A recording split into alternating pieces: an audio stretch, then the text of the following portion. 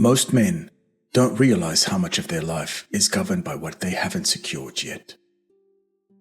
They think they're making choices. They're responding to pressure. There's a structure beneath human behavior that explains almost everything. It's not complicated. It's a hierarchy. At the bottom sit the physical needs: food, water, shelter, sleep, breath itself. These are non-negotiable. When one of these is threatened, nothing else matters. You can have principles, discipline, relationships, purpose, but if your head goes underwater, all of that disappears. You're not thinking about your career. You're not worried about your family. You're clawing for air. That's the bottom of the hierarchy: survival. And survival doesn't care about your values. A starving man will eat things he swore he never would. A desperate man will compromise in ways he said were beneath him, not because he's weak, because the body has veto power over everything else. Once survival is handled, the next layer becomes urgent: security. Security is survival extended into the future. It's the locking in of what you've gained. A meal satisfies hunger. A job satisfies security. Security means you won't have to fight for survival again tomorrow, or next week, or next year. This is where most men spend their lives, not at the bottom, but one level up, working to maintain what they have, terrified of losing it. And fear at this level is rational. Lose your income, your stability, your shelter, you drop straight back down. The hierarchy doesn't let you stay where you are if the foundation cracks. So men work, they grind, they sacrifice time, health, relationships, not because they're chasing greatness, because they're holding ground. But here's the part most people miss. You can't think clearly when you're standing on unstable ground. A man worried about paying rent is not thinking about his purpose. A man who doesn't know where his next meal comes from is not reflecting on meaning. The hierarchy forces focus downward, always. Once the foundation is solid, the next need surfaces: belonging.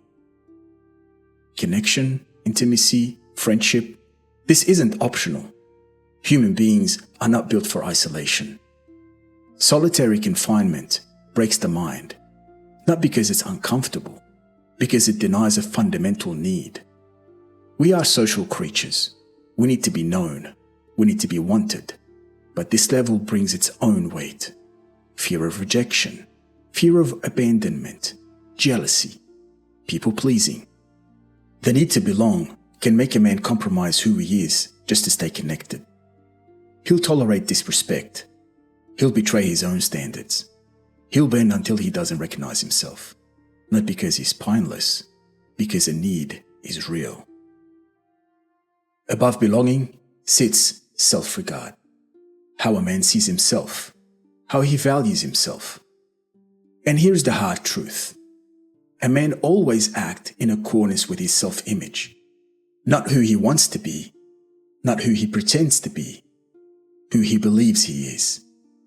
If he sees himself as incapable, he'll find ways to fail. If he sees himself as undeserving, he'll sabotage success.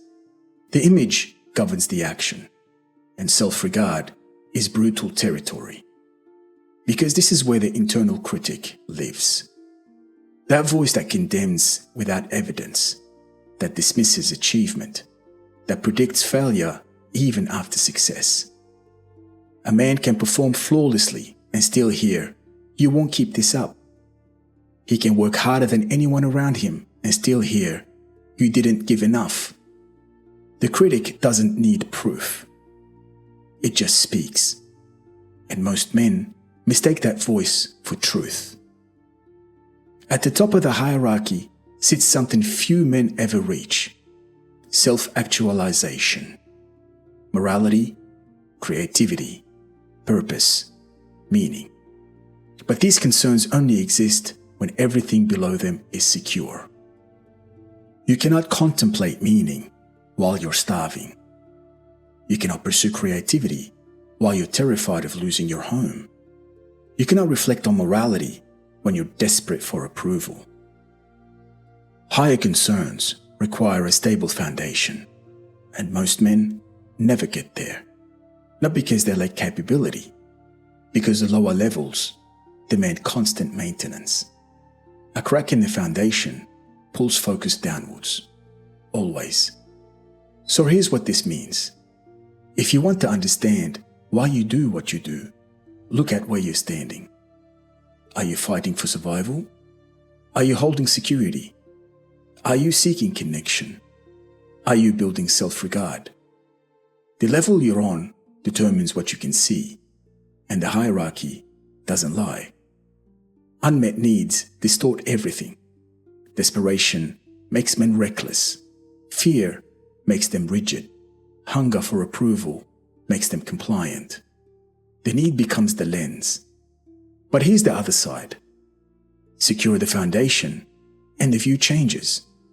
A man with his survival handled can think beyond the day. A man with security locked in can take risks. A man with belonging can afford to stand alone when it matters.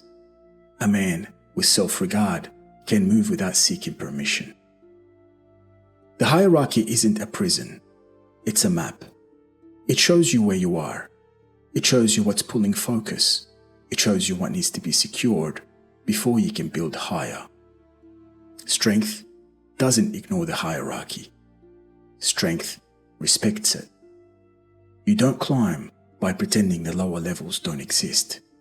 You climb by handling them, one layer at a time, deliberately. That's how ground is gained.